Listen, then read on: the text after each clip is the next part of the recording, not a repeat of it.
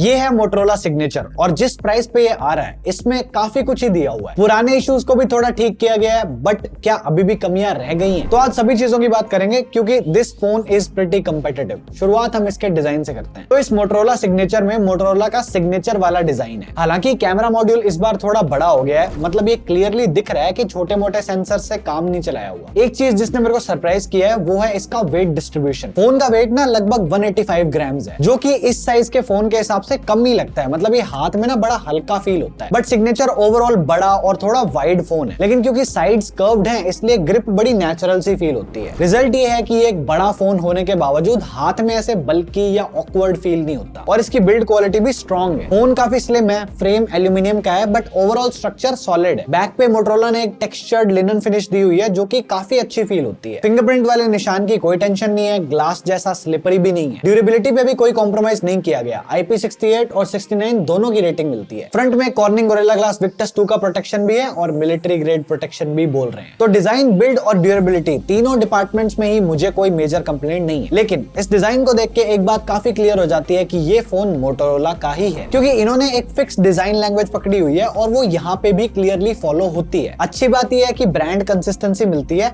But इनके budget और flagship similar feel होने लगे। एंड आई नो कि डिजाइन कंसिस्टेंसी होना वैसे तो अच्छी चीज ही है। हालांकि इन्होंने चीजों को थोड़ा बदल के प्रीमियमनेस ऐड करने की कोशिश तो करी है। अब डिस्प्ले पे आते ही लगता है कि मोटोरोला ने स्पेक्स वाइज तो इसमें कोई कमी नहीं छोड़ी है। एक बड़ी 6.8 इंच की 10 बिट LTPO AMOLED डिस्प्ले और कंपनी क्लेम करती है कि 2100 निट्स की HBM ब्राइटनेस भी है। इसके छोटे मोटे नेगेटिव्स बताने से पहले फीचर्स की लिस्ट जो है वो काफी स्ट्रॉन्ग है। सबसे पहले तो डॉल्बी विजन मिलता है, HDR10+ का सपोर्ट है और इसका रिफ्रेश रेट 165 हर्ट्ज तक जा सकता है। हालांकि ये सिर्फ कुछ स्पेसिफिक एप्स और गेम्स में ही काम करता है, जिसकी मैं आगे बात करता हूँ। बेसिकली आपको डेली यूज के लिए 120 हर्ट्ज पे रिलाई करना होगा। कंटेंट कंजम्पशन ओवरऑल काफी एंजॉयबल रहा है। बेजल्स पतले हैं, स्क्रीन भी इमर्सिव लगती है, कोई मेजर इशू मेरे को फेस नहीं हुआ। कलर्स वैसे तो नेचुरल दिखते हैं, लेकिन जब मैं नेचुरल कहता हूँ इट मींस कि थोड़े से फ्लैट। और विविड प्रोफाइल लगाने के बाद भी कलर्स ज्यादा पंची होते नहीं है और मुझे तो ये अप्रोच पसंद ही आई है। एटलीस्ट ये फेक ओवर सैचुरेटेड कलर्स नहीं दिखा रहे, जो कि आजकल बहुत सारे फोन्स दिखाते हैं। फिंगरप्रिंट स्कैनर भी इन्होंने अल्ट्रासोनिक वाला दिया है, जो कि जनरली ऑप्टिकल से तो फास्ट होता है। स्पीड वाइज कोई कंप्लेंट नहीं है, लेकिन एक वियर्ड सॉफ्टवेयर बिहेवियर जरूर है। अगर फोन बिल्कुल ऑफ स्क्रीन से अनलॉक करो तो फिंगरप्रिंट को रीड होने में थोड़ा टाइम लगता है, पर जैसे ही लॉक स्क्रीन खोल के फिंगरप्रिंट लगाते हो फोन इंस्टेंटली अनलॉक होता है। क्लियरली हार्डवेयर की तो प्रॉब्लम नहीं है, बट सॉफ्टवेयर ऑप्टिमाइजेशन को बेटर करने की जरूरत है। पॉजिटिव साइड बस ये है कि अगर हाथ थोड़े गीले भी हो तो भी फिंगरप्रिंट स्कैनर काम करता है। स्पीकर्स की बात करें तो इस सेगमेंट के जितने भी फोन्स हैं उनके कंपैरिजन में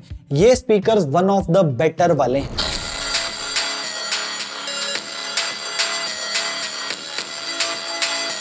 स्टीरियो सेपरेशन अच्छी है, लाउडनेस क्लियर है और साउंड डिस्टॉर्ट नहीं होती। बेसिकली बोस के साथ जो कोलैबोरेशन है वो काम तो कर रहा है। साथ ही आपको डॉल्बी एटमॉस का सपोर्ट भी मिलता है, मतलब म्यूजिक, वीडियोस या कंटेंट कंजम्पशंस में फोन ऑडियो साइड से डिसअपॉइंट नहीं करेगा। अब इस डिस्प्ले की ना मैं एक छोटी सी कमी बताता हूँ। रियल लाइफ आउटडोर यूजेज में ना मुझे इसकी ब्राइटनेस हल्की सी कम लगी है और ये थोड़ा सरप्राइजिंग है, क्योंकि ये डिस्प्ले और ब्राइट और रीडेबल होनी चाहिए थी। हो सकता है ये मेरे ही यूनिट में इशू हो, बट जैसा भी मैंने यूज किया है उसमें ये चीज नोटिसेबल थी। और एक चीज जो मेरे ध्यान में आई कि नेटफ्लिक्स में HDR का सपोर्ट नहीं मिलता। नेक्स्ट, इसकी परफॉर्मेंस पे आते ही मैं काफी क्यूरियस था, क्योंकि फोन इतना स्लिम है और जनरली जब इतने पतले फोन को आप परफॉर्मेंस में पुश करते हो तो हीटिंग इश्यूज तो आ ही जाते हैं। ऊपर से यहाँ स्नैपड्रैगन 8 Gen 5 है तो एक्सपेक्टेशन हाई तो थी, बट डाउट उससे भी हाई था। लेकिन ऑनेस्टली जैसे ही मैंने फोन को थोड़ा पुश करना शुरू किया सरप्राइजिंग रिजल्ट्स मिले। मैंने बेंचमार्क्स रन किए और नंबर्स आप भी देखो। एंथुथु स्कोर 3 मिलियन के आसपास था। गीकबेंच में सिंगल कोर अराउंड 3000 और मल्टी कोर 9200। 3D मार्क में स्कोर 5200 के अराउंड रहा और स्टेबिलिटी लगभग 72%। नंबर्स एक तरफ है, लेकिन एक चीज जो काफी इंप्रेसिव थी कि टेस्टिंग के टाइम पे मुझे एक नोटिसेबल हीटिंग बिल्कुल फील नहीं हुई। कंसिडरिंग फोन का साइज और थिकनेस ये इंप्रेसिव चीज है। गेमिंग में भी ये कंसिस्टेंट परफॉर्मेंस दे रहा है। वुदरिंग वेव्स में आधा घंटा कंटिन्यूअस गेम प्ले के बाद एवरेज FPS ऑलमोस्ट 60 था और मैक्स टेम्परेचर अराउंड 38 डिग्रीज आया है। RDR में FPS 40 पे कैप्ड है, तो यह परफॉर्मेंस काफी स्टेबल रही और टेम्परेचर अराउंड 32 डिग्रीज तक ही गया है। गेंशिन इंपैक्ट में भी अराउंड 60 FPS के आसपास का आउटपुट मिला है। ये सारे गेम्स काफी हैवी हैं और इंटरेस्टिंग बात यह है कि मोटोरोला इसको गेमिंग फोकस्ड की तरह मार्केट भी नहीं कर रहा। इसके बावजूद अगर आप इसमें कंफर्टेबली गेमिंग करना चाहते हो तो ये फोन हैंडल कर लेगा। और क्लैश ऑफ क्लैंस और स्टैंड ऑफ 2 जैसे गेम्स में इसमें आपको 165 हर्ट्ज का सपोर्ट भी मिलेगा। बट गेम के टाइम पे आपको इस फीचर को अनेबल करना पड़ता है। बाकी डे टू डे यूजेज में कोई इश्यूज नहीं आए हैं, जो मर्जी चलाओ, apps, multitasking, camera, background app, सब कुछ ठीक चलता है। इसके साथ आपको बेस वेरिएंट में 12 GB की रैम मिलती है और 256 GB की स्टोरेज है। बाकी नेटवर्क और कनेक्टिविटी में मुझे कोई दिक्कत फेस नहीं हुई है, तो उसके बारे में बात भी नहीं करते हैं। बस इसमें eSIM नहीं है, जो कि होनी चाहिए थी। बैटरी की बात करें तो इन्होंने इस फोन में बैटरी को छोटा करा है, क्योंकि इसमें आपको 5200 mAh की बैटरी मिलती है। बट एक अच्छी चीज ये है कि इन्होंने बैटरी को ऑप्टिमाइज काफी अच्छे तरीके से किया हुआ है। 6 घंटे का मुझे स्क्रीन ऑन टाइम मिला है, और ये तब है जब मैंने इसको हैवी यूज किया है। तो अगर आप इसको एवरेज तरीके से यूज करोगे तो बैटरी बैकअप काफी बढ़िया मिलेगा। मैं SOT को अच्छे से मॉनिटर नहीं कर पाया, क्योंकि जिस ऐप से मैं करता हूँ वो बार बार क्रैश हो रही थी।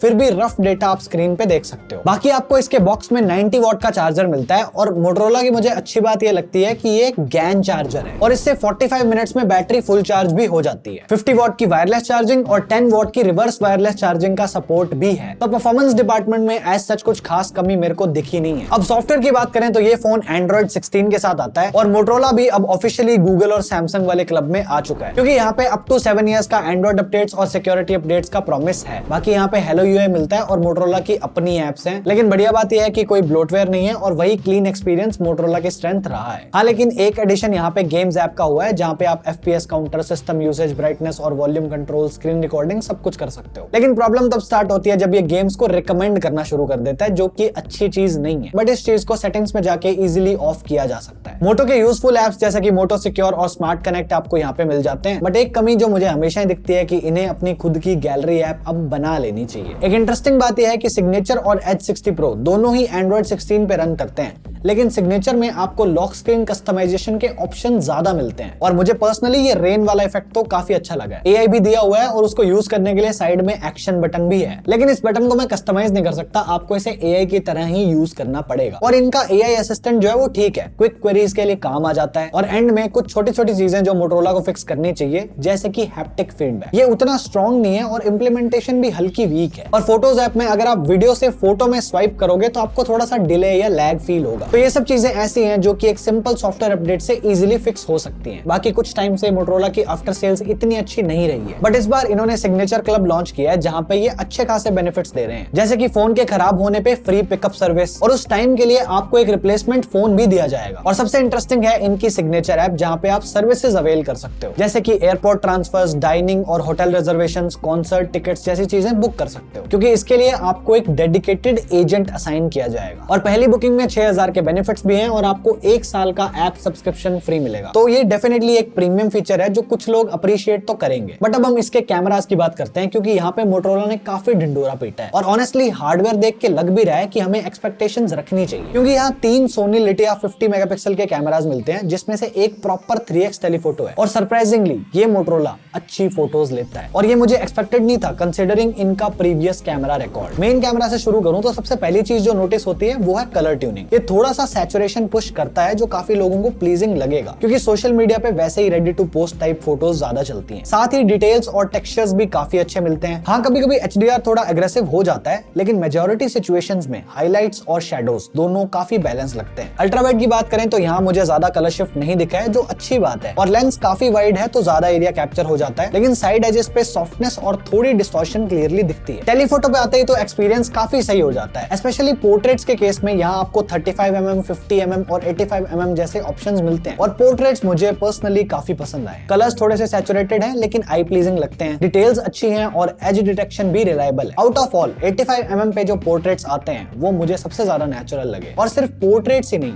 अगर आप ऑब्जेक्ट्स या रैंडम शॉट्स भी लेते हो तो शार्पनेस और क्लैरिटी काफी अच्छी मिलती है। नाइट फोटोग्राफी में भी कलर्स काफी स्पॉट ऑन रहते हैं, और डिटेल्स भी ठीक ठाक आती है, लेकिन कभी कभी हाइलाइट्स ब्लो आउट हो जाते हैं, और लेंस फ्लेयर का भी इशू दिखता है, स्पेशली जब टेलीफोटो पे स्विच करते हो और पास में कोई स्ट्रॉन्ग लाइट सोर्स है, जैसे कि स्ट्रीट लैंप, वहां ओवर एक्सपोजर का सीन आ जाता है। लेकिन फिर भी पोर्ट्रेट शॉट्स रात में अच्छे लगते हैं। सेल्फी के लिए यहाँ 50 मेगापिक्सल वाला सोनी लिटिया 500 वाला सेंसर है, जो थोड़ा सा स्मूथनिंग करता है, लेकिन कलर्स ओवरऑल काफी सही मैनेज करता है। मोर और लेस मुझे सेल्फीज अच्छी ही लगी हैं। और वीडियो साइड पे आपको 4K 60 FPS और 8K 30 FPS का ऑप्शन मिलता है डॉल्बी विजन के साथ। बस छोटी मोटी चीजें जिन्हें अभी भी पॉलिश करने की जरूरत है, जैसे कि लेंस स्विचिंग की स्मूथनेस। फ्रंट कैमरा से वीडियोस अगर आप देखोगे तो वो कुछ ऐसी दिखती है, एंड ऑनेस्टली कलर्स बहुत ही प्यारे लग रहे हैं।